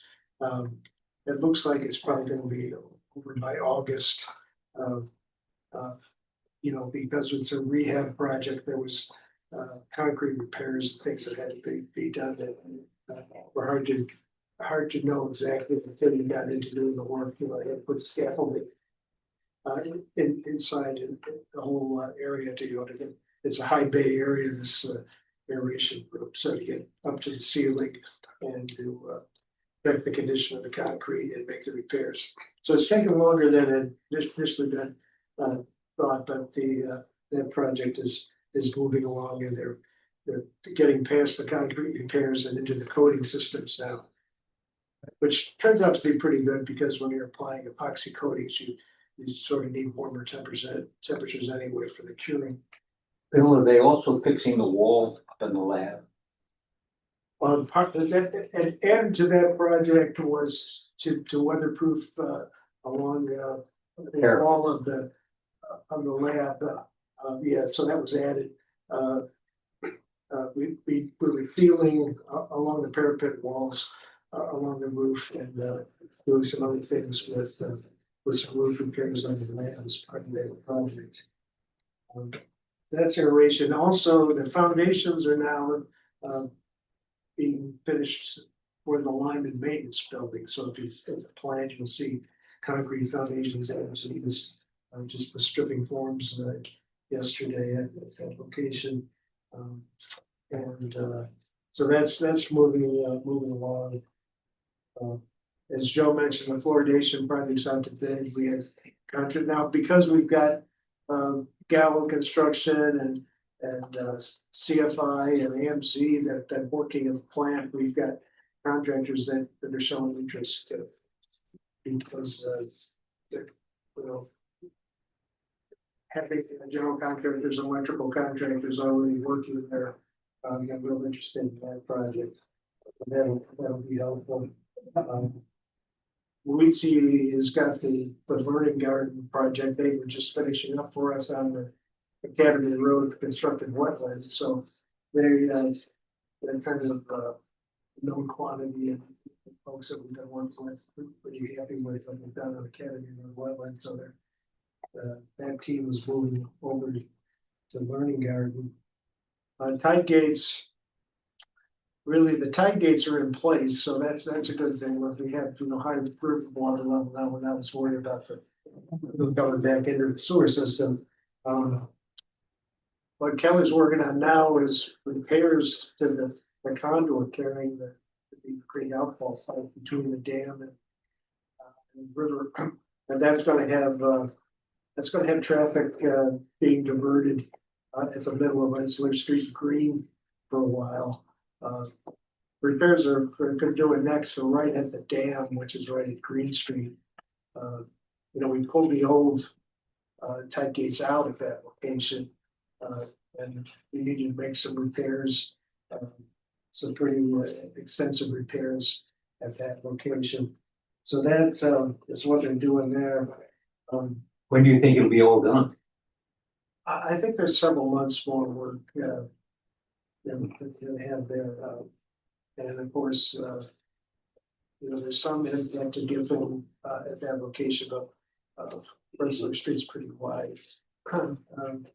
And so we're working with traffic engineering to compare to that.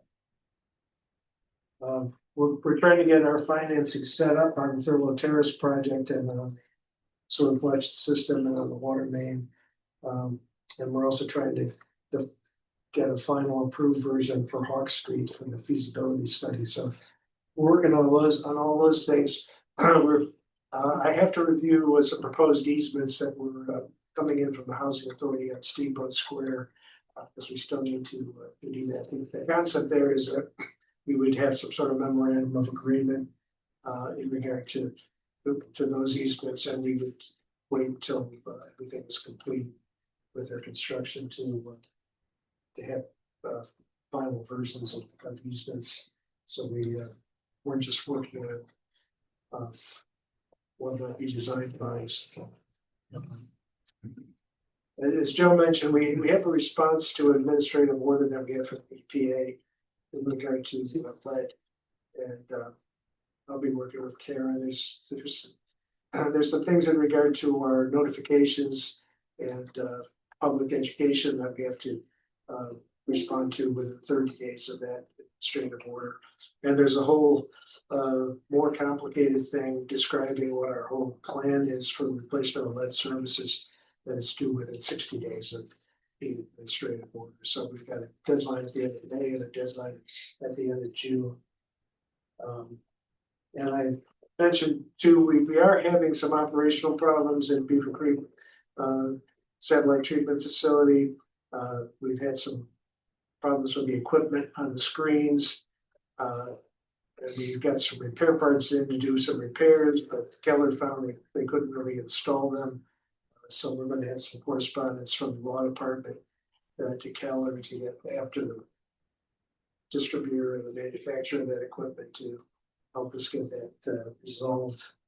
And then secondly, the county sewer district, working with them, they think that when we flush our chlorine contact tanks out, that they're experiencing some trouble with the material that we get from that. So we've been working, trying to modify our operations and work with the county sewer district. But we're gonna be meeting with the county sewer district next week, just to review that in more detail and coordinate with them.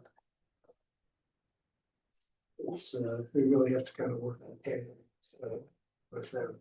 Problem that we've seen recently is if we have multiple days of rain and we are waiting to clean the contact tanks until everything's all done, and they're wanting us to hold off, then there's a lot of accumulated material that we have to send down then. So we're trying to work that out. That's it. Just so you know. And I think we have some other things that are gonna come up for board resolutions. National Grid easement for work they're gonna do with Norman Skill. Thurlow Terrace. As part of setting up that financing, we changed the scope a little bit to include some work on Englewood and by the Western Park Lake House to do some additional sewer separation and replace some old infrastructure in the lake house so that that'll be part of the project. That'll replace what we were originally going to do from the Skylar building, the old high school building, since the Albany had decided not to proceed with that portion.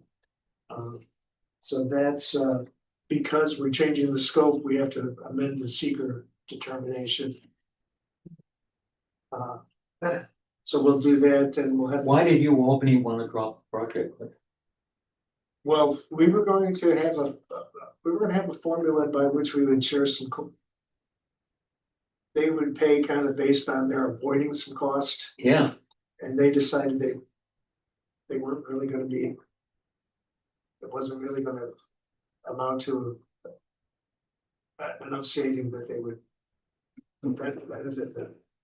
So, and it's very expensive to cross Central Avenue with storm sewer, so. Really, but here again, this has got a lot of grant money associated with it, so we wanted to take that. We really did have a need to do some sewer improvements on Thurlow and Englewood and in the park. And we had, a couple of years back, we had lined that brick sewer that goes along the south side of Washington Park Lake. Now we have a chance to fix the older sanitary sewers coming down from Englewood and through the park and the sanitary sewers that serve the lake house. And some of that storm collection system. We don't want that going into our combined sewers, we want it going into the lake. So that's I think that's it for me. any questions, comments? I think that's enough, Bill. Laura, you're up. The item that we have under my report here is the tax challenges for towns of Westerlo and Queens. We're about that time of year again where it makes, we have to grieve the 2025 taxes. Again, we've grieved 2023 and 2024. I've reported to the board that we have retained an appraiser at this point. The idea here is to hit this deadline for grieving the taxes for another year. And then make sure that we have met our condition precedent if we actually do need to put this into suit. I have an update from the appraiser. I spoke with him last week. We're looking 45 days out where he would have his appraisal ready for me to be able to actually recommend a number to the board to bring back to each of the towns. If you recall, I've been in conversation with their attorney. They have the same attorney for each town about settling these matters. But if we don't hit this deadline for 2025, then we lose out on settlement on 2025. So I have those here for Chuck to sign. I don't need a resolution, but I just wanted to keep the board informed. The deadline is Tuesday for Queens and Wednesday for Westerlo, so we'll make sure that these get in. Another item that hasn't yet been addressed, but it is up for resolution, is an amendment to the procurement policy. The practice here is to follow the city's policy. And in our prior amendment, I had included a section for professional services specific and apart from all other contracts, how we procure professional services.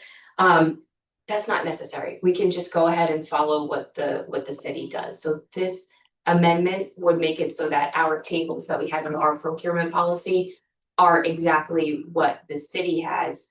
And they've just updated their procurement policy as of last year in March. I had a question. Yes. We'll get back down. Would it make sense to add the words professional services and consultants up to all other purchasing contracts, or is that just too redundant? Well, that's why so technically under General Municipal Law 103, which is the competitive bidding statute, which requires us to have these policies in place. Professional services, it's an exemption to that law in Right. general. So I kind of like the way that the city did it like this, where it's just all of their purchases and contracts, we're just gonna follow this way and not call out professional services. So that is up for the board's review and consideration of the resolution. The issue with professional services is that we're not required to go to the low number. Right, It's a qualifications-based selection. You negotiate the contract with your preferred vendor. If you don't like that, you go to your next qualified right. submission. For the projects that we're doing that have federal money, we have to certify that we're doing this federal procurement. I wonder if we need to mention that in this policy. I mean, we have been doing that anyway, which it really is, you need to solicit at least 3 firms, interview before you review and make a decision, but. Okay. Isn't it similar to the context of what's here? Yeah, it is. Maybe I'll take a look at the federal requirements for you, and then we could maybe, I don't know. I think it makes sense to make sure that going forward from this point, our policy matches the city, but stay tuned maybe for another amendment that would encompass federal consideration. Sounds good. Okay, Good. okay. Any other questions or comments for? I have one. Yeah. Did you get paid? For the, No, some firm that you belong to? Did he get paid? Film at 11. what do you mean, I have a memo that we owed you a lot of money. Oh, I don't know, I'll check in. Well, they want to come here. Well, we did ask about pro bono. Yeah. I'm not, Which you also was the highest bidder. let's put it this way, I am not worried, but I'll check in. She's all right. Yeah. Make sure people at this table are paid. Yeah. We get, board members get paid right on time. No Yeah. question. I wonder why. Did you get anything more in regard to that letter from Goldman? No, I think for right now I'm okay, but I'll touch base with you if I need to. Yeah, yes. Yeah, we had a request for a gigantic amount of information. Yeah. That's just, but we'll, I don't think we need executive session right now, but I'll touch base. Okay. All right. Good. Pete, you're up. Oh. Morning. I think Steve has more fun than anybody else. I'm always so glad I go before Steve, but my report is not as fun. It is fun. It's all Warren fun. Buffett says if you're having fun, it's not work. Yes. So we've seen, a good uptick from April. I think, the national conversation just sucked the life out of, a lot of the conversation that was out there. It was just such a big prominent thing. And so when it came to anything on a local level, it was just kind of went by the wayside. I believe now that we are kind of past that first 100 days, things are settling in a little bit and in terms of conversations, at least online. And so we can see that we're seeing an uptick in our social media engagement. right across the board. Which is great, and we're returning back to whereabouts we were. We're still growing in followership, which is great, which is what we want. Because when we do have, the water main breaks that we've been getting crushed with all year, we do a lot of outreach through that, and so we're seeing just some really good engagement, which is good. Reddit, when we have something that it fits within it fits within kind of the style of what that platform is, we put it in there and we see a lot of great engagement. So that Earth Day post that we put out there, I mean, it reaches around 75,000 people. We had 7,620 views on that, 92 reactions, 6 comments, and 4 shares. So that was a really that had a lot of engagement, and so when we do some more longer form things, that's what we're going to kind of do. That I had some notes throughout this meeting to do some more commercial style type stuff. We'll try to squeeze those in as we move forward. So that was our top post. The post of note, I got to talk about Eric Hurley and the top ops team again for Eric's second year. I think it's their fourth year that this group has gone to the nationals. Well, they're going to be going to nationals. This year it's in Denver. They won states again this year. So they're going to be heading out there shortly. And we just want to say big congratulations to Eric and the group. And hope to see maybe they'll be able to bring home the trophy this year. I know they do a lot of studying. Bottom left, in April, Joe, Rebecca, and myself, we went out to the University of Albany, with SUNY, and they have an in the high school program that we presented to, and it's really to highlight careers that we have in the water world, in the water department, not just us, but in the industry, and kind of opening the eyes of a lot of these students that were there. There were two people that were there whose parents were in some way, shape, or form connected to the industry, so they were a little familiar with some stuff. They had a lot of questions. These kids were really engaged in what we had to say. It was really great. And, we just are really appreciative of the time. We hope to see, some more partnerships like this as we grow. And so on the horizon, the engineer recruitment strategy, it continues, right? We're going to still continue to put our materials up on LinkedIn. Please, if you see these come through, we want to share as much as we can throughout our networks. And also we'll be putting things out via social media. Water wall awareness and partnerships. And water wall is just the working title. This is the plastic bottle initiative to start to, drink tap, right? This is what we're really focusing on.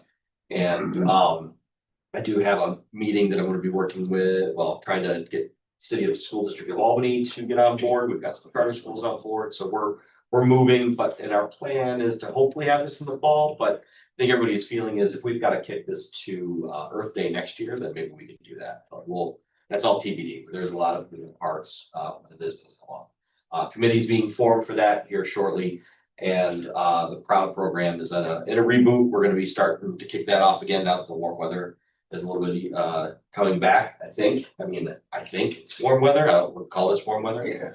But we're going to start getting out in front of some of those restaurants and other businesses across the city, and starting to make connections so that we can do cross postings and really help beef up our online presence and have more conversations around, the water quality report. As you can see at the bottom, it is coming, and any day now, fingers crossed, and just to start to be more engaged with residents across the city, to just give them voice, answer their questions, and find out their concerns. That's really what we want to do, is make sure that we're covering as many bases as we can with this, and just start to take the temperature. So that's about it.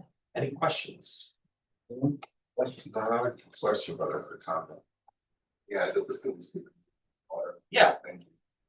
I think about ultimate city most of the 7.4. Right. So I think as pertaining to project Lincoln Park, built to be disclose as much as possible. As I said, children are future. Yeah. They're the ones that into what it is that start. Without them being informed their agents, they're not gonna have it, and you have. Wow. Let's see. So. We need young person to focus to what water does here in Seattle. Hope that you can. Yeah, absolutely. And, you know, right now, normally this time of year, we can start loading up a lot of field trips, right? Yeah, but with the plant being under construction, it's just, it doesn't make any sense. So once we can get past that, we'll start those back up again, but we've got a lot of great engagement with schools across the city. Kids, they'll just, you know, their eyes have been this big and it's a real positive. So there is some education, but it's showing.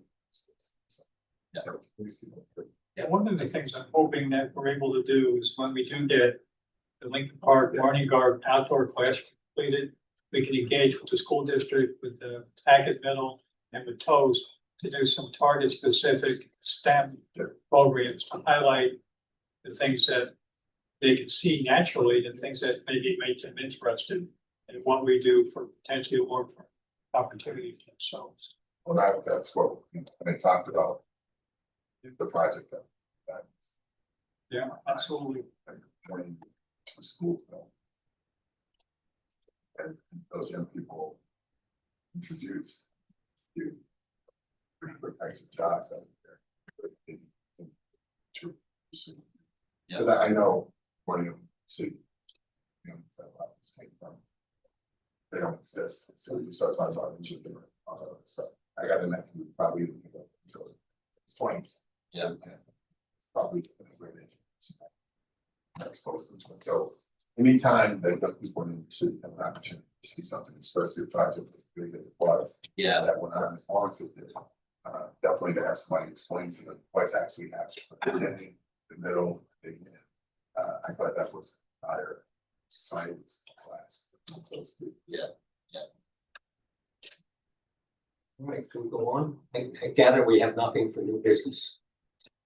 I think there's one thing in regard to communications and sort of related to our problems we're having with the screens. Beaver Creek. I know a lot of people probably have seen concerns and we've had our own problems at our pumping stations with wipes and rags and things that clog up screens and clog up pumps. Well, now that we're screening everything that's going Creek, we need to have some outreach, maybe even some modifications to some city ordinances in regard to some of these things going into the sewer system. It just makes such a problem with trying to screen stuff. Flushable wipe is impossible. Yes. There's no such thing as a flushable wipe. Unless it's called toilet paper. I mean, that's it. You cannot flush anything like that down the toilet, as we demonstrated. Yes. With our, Yeah. I think that The scratcher rules being brought up again. And I think you can talk about it a lot more. It was was touching to be. it's just gonna happen. But you go up here. Just get rid of this. I'm there, Yeah. up there, I'm up there. Can I just take a second? Can I just take a moment? Sure. Oh, yes. Oh, this is about next month's meeting. Yeah, go ahead. Right, so, I'm passing out a sheet that I think will be interesting relating to the conversation we're gonna have. Hopefully next month, if it's not, because we'll be in July. And it relates to where the rate structure might go and unrelated to the amount of the rate structure, but more, do we make changes in the rate structure? And just, there's a couple sheets here that I think will be interesting, read as homework. And we'll talk to you in a month or two. Chris will be ready with some recommendations too. That's correct. Waterworks. Resolution 2534. This authorizes the chairman to execute a temporary work-based agreement with Niagara Mohawk Power Corporation, BHE, Eastern Gas Transmission and Storage Inc., and easements in favor of Niagara Mohawk Power Corporation. I read the whole thing because I have a question. This property is in Bethlehem. We pay real estate taxes. Yes. You read the issue. Now therefore be it resolved that the Albany Water Board hereby authorizes the chairman to execute all documents necessary and convenient to enter into the temporary work-based agreement, the permanent easements and the access easements subject to risk mitigation and condition as depicted in Appendix A. They sure supplied a lot of information. I think Bill has talked about this. Are there any questions? Anthony, you were checking that. So may I have a motion to approve? So second, all in favor? Thank you. Motion passed. Resolution 2535. Now therefore be it resolved that the Albany Water Board hereby amends the installation of yard hydrants and suspension of billing policies as set forth in Appendix A. We've talked about this, and I'm really glad we're doing this. I wrote Joe a memo. I just said, I think this is terrific. Big step, important for the community. Are there any questions? Not as it pertains to this, but probably that it pertain to here, but I'm gonna ask it anyway. What happens if we do this and we give the opportunity for people to have a hydrant and a garden and all that other stuff, and then somebody gets hurt on the property, who's liable? No. We're Property owner, remain liable, yep. okay. Yep. I have a motion to approve. So move, second, I'll second. all in favor? Aye, motion carried.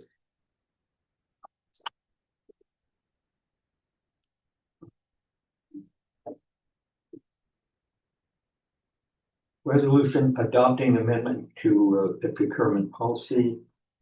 I think this has been discussed. Resolution 2536. Now therefore be it resolved that the Albany Water Board hereby amends the procurement policy as set forth in Appendix A. I think Lisa Merwin did a lot of work on this and it makes good sense to me. Are there any questions that you all have? No questions? We have a motion to approve. I will Move. Second, all in favor? Aye. Motion carries. I just want to mention one thing. I recently applied for a building permit. We have to do some work on the house and we're in a historic district. The paperwork was like that. And when I went up there, I had written Albany. And apparently they have a new policy in the city that you're supposed to say City of Albany. And fortunately, I knew Rick and he let me pencil in the changes. But it's interesting. We say Albany Water Board and they're starting to push City of Albany Water Board. And I noticed in this procurement policy, we say it is the policy of the City of Albany Water Board. It's just something to think about. We have more names in this organization than just amazing to me. So I've said. I think our enabling thing back tonight, which says the Albany Water Board. does. Yeah, That's and the operations agreement says Albany Water Board. Yeah. That's what we are. I looked it up. It's not a branding. We made it with 36 on that. Final resolution, 2537. Now therefore be it resolved that the Albany Water Board hereby adopts the updated parts 1, 2, and 3 of the REAF annexed hereto as Appendix A. The Albany Water Board hereby authorizes the chairman or the commissioner of the Department of Water Supply to execute Part 3 of the REAF. And this is really to deal with thorough tariffs and all the things that Bill talked about earlier today. And it's been pretty well discussed. Any questions or comments? May I have a motion to approve? So move, second, I'll second. all in favor? Aye, motion carries. I think we're done. I'd like to say one thing in conclusion. And this is meant as a compliment to Joe Coffey. Bill Kahn, before making those comments about finance and the authority, he wrote up a memo and sent it to Joe and I. This was maybe on Tuesday or something, saying what he said this morning. And that really got me thinking. When Joe and I first met, he talked about one of the big important parts of his job was to get the right people on the bus.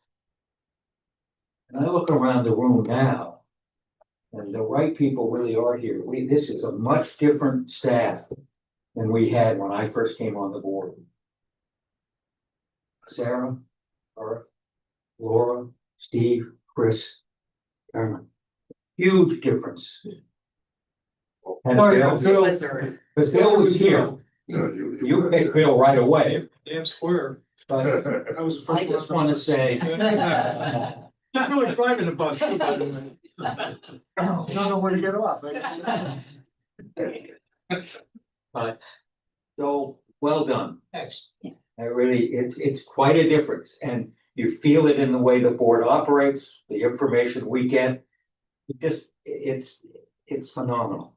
And, you know, I've been around for 10 years now, and it's just an amazing transformation, so thank you all. Our next board meeting will be on the 27th of June with an audit committee report at 8:30, and the full board is 9. We're gonna talk about rates and options, and future. Alrighty. All good. Having said that, may I have a motion to adjourn? Second, all in favor? Aye. Good meeting. Thank you all. We're gonna try to get